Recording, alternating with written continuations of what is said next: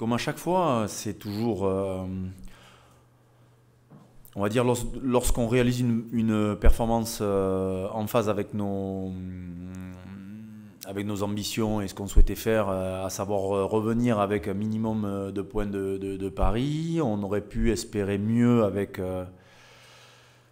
pas forcément un manque de discipline, puisqu'on est pénalisé que 5 fois à Paris, ce qui est quand même assez remarquable, sauf qu'il y en a 3 qui sont lourdement évitables et forcément inutiles, et elles nous coûtent très cher puisqu'on est quasiment à payer le prix cash derrière. Donc oui, on est dans la période où on a besoin de prendre des points, et avec notre revers à domicile il y a quelques semaines, on a bien sûr besoin de se remettre dans une dynamique de victoire, mais je pense que c'est le cas pour l'ensemble des équipes du top 14, mais particulièrement pour nous.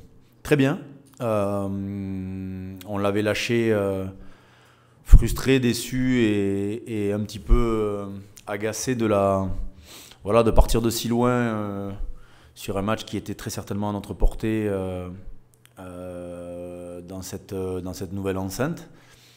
Donc la frustration, quand elle génère de l'enthousiasme et de l'envie quelques jours après, c'est toujours bien. Maintenant, le match c'est samedi soir, hein. Donc moi ce que j'ai besoin c'est d'enthousiasme et d'envie samedi soir. Avant et après, c'est pas forcément le plus important. Bon, ouais, c'est toujours particulier à gérer. On sait très bien que le focus c'est pas total rugby. On aimerait qu'il le soit de manière totale et permanente sur 11 mois de saison, mais on sait que quand des joueurs qui sont à l'autre bout du monde, loin de leur famille, on sait que certains aussi passent du temps en famille, donc on sait que c'est un moment particulier qui est, je pense, aussi un très bon moment à vivre en tant que joueur de rugby pro et qu'environnement pro voilà, c'est des moments sympas dans un stade plein avec la capacité à pouvoir jouer devant les tiens, donc il y a plus de choses positives que négatives.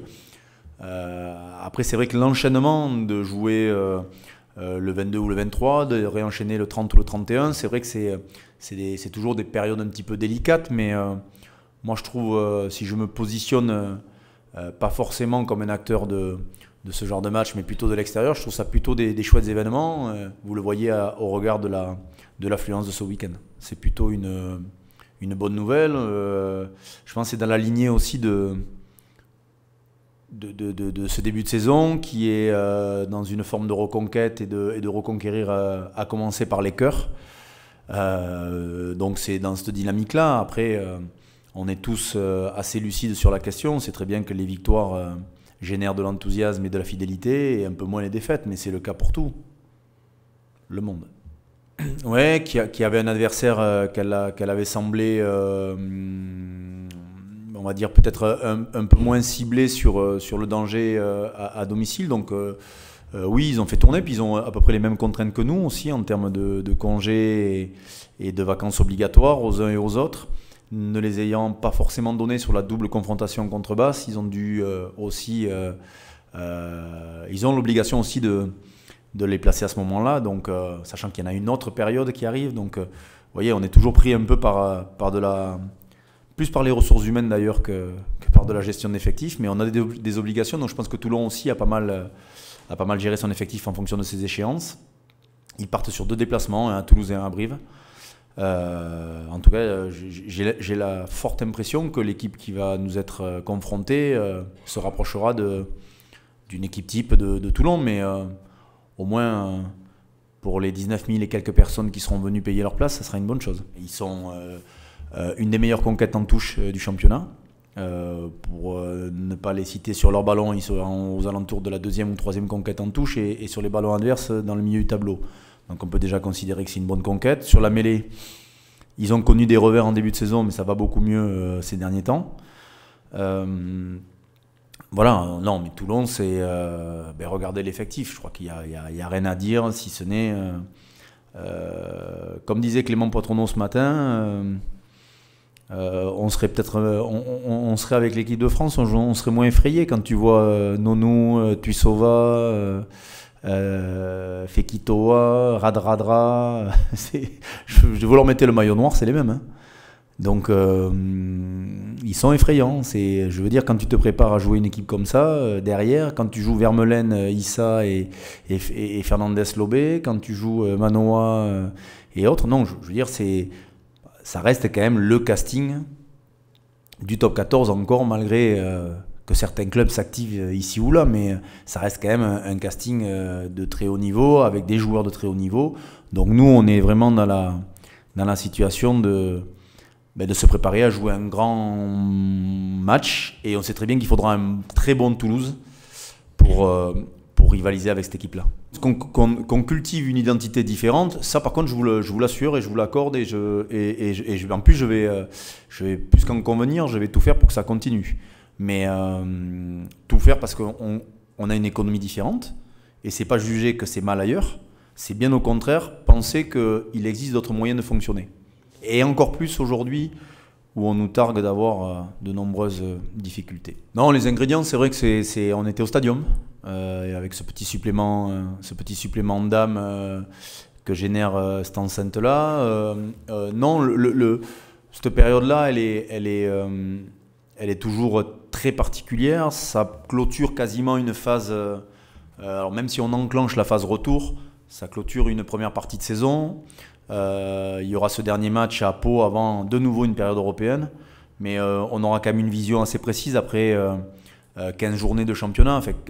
Donc 15 journées de championnat, il reste 11 journées à venir, et on saura à peu près où on se situe à plein égard. Donc non, je crois que les ingrédients, ils sont souvent les mêmes. On sait que dans ces matchs-là, on a toujours été performant avec la base de notre jeu, avec notre conquête, notre défense qui a besoin de retrouver de l'éclat et de l'efficacité, et je l'espère garder cet enthousiasme offensif qui nous caractérise depuis le début de la saison. Mais ça ne suffit pas. On s'est bien rendu compte que marquer des essais ne suffisait pas pour gagner les matchs. Il faut qu'il y ait d'autres ingrédients. Il est arrivé suite à la conjugaison de blessures de Julien Marchand, de Peato Movaca, et les absences de Leonardo Ghiraldini qui était parti en sélection. Donc oui, David s'est comporté comme un joueur d'expérience, arrivant dans un groupe quand même assez jeune, sur lequel il nous a beaucoup apporté, avec beaucoup d'enthousiasme et beaucoup d'envie. C'est malgré tout un gamin du quartier, puisqu'il est né il n'y a pas très loin. Donc avec plein de choses autour de son comportement qui sont toujours assez agréables. Maintenant, le club a pris, et nous avons pris la décision de le conserver, parce que justement, cette capacité à fédérer, à travailler avec nos jeunes joueurs, à continuer à faire évoluer nos jeunes joueurs. Je vous rappelle juste que nos talonneurs, en l'occurrence Peato Movaca et Julien Marchand, n'ont pas dépassé les 22 ans. Donc on a souvent, comme c'est des garçons qu'on voit, pas pour le cas de Peato, mais de Julien Marchand qu'on voit tous les week-ends, on a oublié qu'il était de 95. Donc c'est un garçon qui a besoin aussi d'être accompagné. Ça l'est avec Léo Ghiraldini, mais c'est aussi bien d'avoir un garçon comme David Roumieux. Mais je crois que dans tous les moments d'une carrière, il y a des moments où on est prêt à transmettre, et je pense que c'est le cas de David aujourd'hui. Mais j'ai un peu connu une sale semaine, pour rien vous cacher, parce que cette nouvelle enceinte nous a laissé des traces. On perd Lucas Pointu pour 3-4 mois. On va perdre il a une épaule qui va très certainement être amenée à être opérée. Donc ça c'est vraiment le coup dur du début de semaine, et en tout cas de la préparation du match de Toulon. On perd Talagré, Karl Axtens, Yann David, avec des blessures diverses et variées. On perd, je rentre pas grand monde. Entre temps, j'avais blessé Dani Mini, mais qui ne pouvait plus être, qui arrêtait, puisque Cyril Bay a été contraint de recommencer un peu plus vite que ce que je l'espérais, parce que j'aurais aimé lui ménager encore un petit peu de temps pour se préparer. Donc on a beaucoup de pépins. Le poste de pied gauche et le poste de 8 posent vraiment problème sur les semaines qui arrivent. Johan Huget avait vraiment souffert du terrain synthétique et malheureusement n'a pas récupéré. Donc oui, on a encore un peu de casse. Mais c'est le lot. Jusqu'à présent, on avait été un petit peu épargné.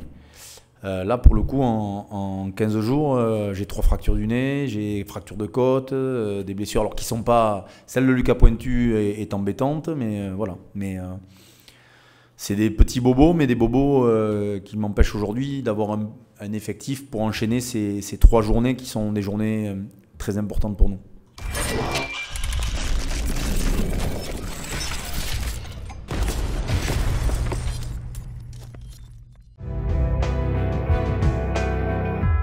C'est le dernier match de l'année. Et 2017 s'achève par un sommet 100% rouge et noir.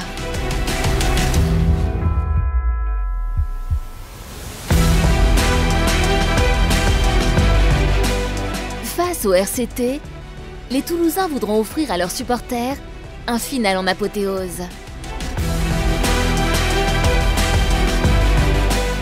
Stade Toulousain-Toulon, samedi 30 décembre, 20h45, stade Ernest Vallon.